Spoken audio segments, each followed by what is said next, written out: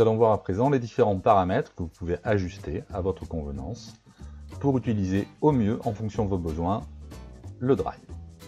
Les paramètres sont accessibles via cette icône roue dentée, en haut à droite de votre écran.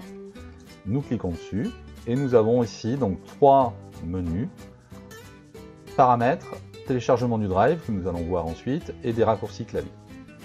Donc les raccourcis clavier, on va passer rapidement dessus. Vous avez une série ici de raccourcis clavier qui vous permettent de naviguer, d'utiliser votre Drive. Donc je vous laisse à votre convenance les explorer si vous souhaitez les utiliser. Le téléchargement, on verra ensuite comment le réaliser et quelle utilité il a. Donc voyons maintenant les paramètres. Donc, nous avons plusieurs niveaux de paramétrage. Donc d'abord, les paramètres généraux. En premier lieu, donc on a une indication sur l'espace de stockage utilisé.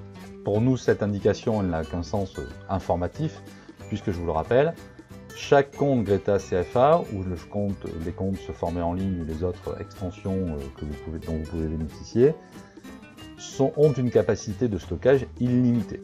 Nous avons ensuite une ligne où on nous propose de cocher cette case qui va convertir les fichiers importés au format Google Docs. Dans ce Drive, vous pouvez soit créer des documents, que nous verrons dans une autre vidéo, grâce aux outils bureautiques intégrés de Google, ou vous pouvez importer tout type de documents, quel que soit le format, des documents Word, des documents Office, ou on pourra avoir des documents Photoshop, etc. etc.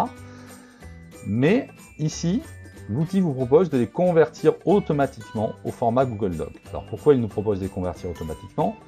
Puisque ce qui fait la richesse de l'utilisation de ce Drive aussi, c'est la capacité, au-delà du stockage et de la mobilité générée par ce stockage, c'est toute la possibilité de recourir au travail collaboratif et aux interactions entre les documents. Et tout cela va bien sûr mieux fonctionner si on utilise les outils d'édition de chez Google. Donc, il nous propose de convertir directement ces fichiers. Moi, je vous propose de ne pas cocher cette case. Ça vous permet, on va voir ensuite comment on convertit facilement des fichiers.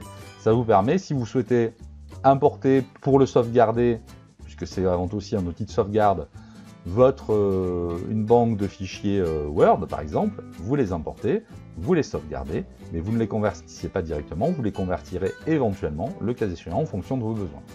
Donc, cette possibilité existe ici, mais ça veut dire que systématiquement, lorsque vous importerez un fichier, il le convertira au format équivalent de chez Google, lorsque c'est possible. Si vous importez des fichiers AutoCAD, par exemple, il ne les convertira pas puisqu'il n'a pas un logiciel équivalent pour travailler dessus. Paramètres de langue, je passe là-dessus. Alors nous voyons ici qu'il y a la possibilité également d'activer un mode hors connexion. Tous les documents au format Google, et le principe du Drive, c'est qu'il fonctionne en ligne.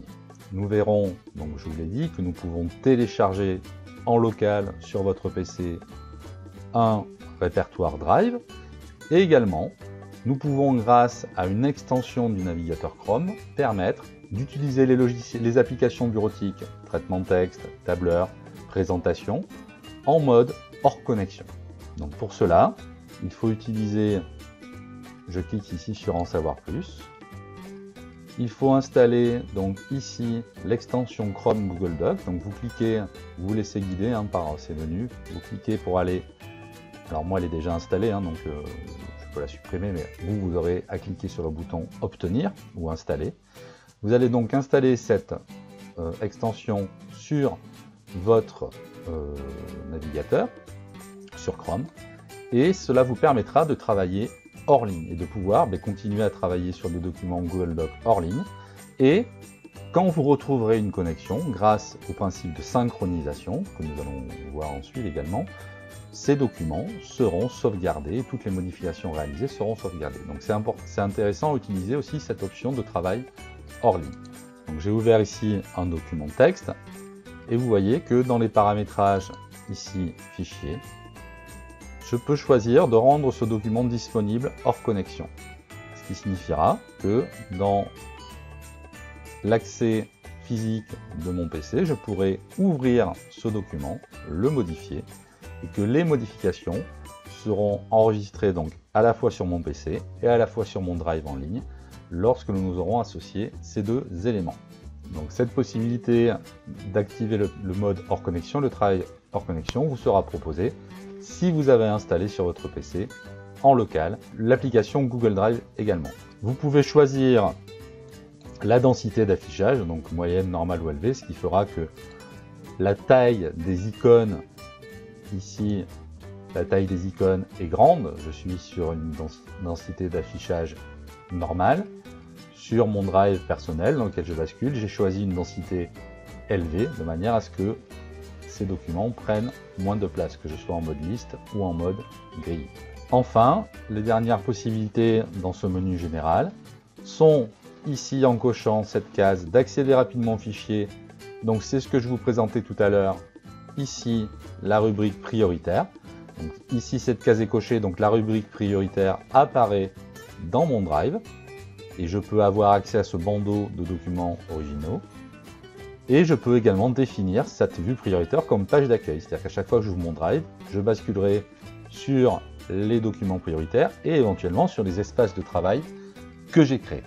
Donc, si je décoche ici la vue prioritaire, OK. Si je rafraîchis ma page pour prendre en compte les modifications, elle ne va plus être là, elle va disparaître. Ensuite, vous avez un menu qui permet de gérer les notifications par mail et éventuellement des notifications dans le navigateur. Donc avoir une petite fenêtre qui surgit et qui vous indique lorsque vous êtes dans votre navigateur qu'une modification a été faite. Donc à vous de choisir ces éléments. Et enfin, un outil qui permet de gérer les applications qui ont été connectées à votre drive. Donc nous le verrons dans une autre vidéo. On parle de ces applications, donc comment les installer. Et ici, vous avez le bouton de paramétrage pour les modifier, les supprimer, les déconnecter, etc., etc. Donc dans les paramétrages, vous avez aussi cette gestion des applications qui sont installées.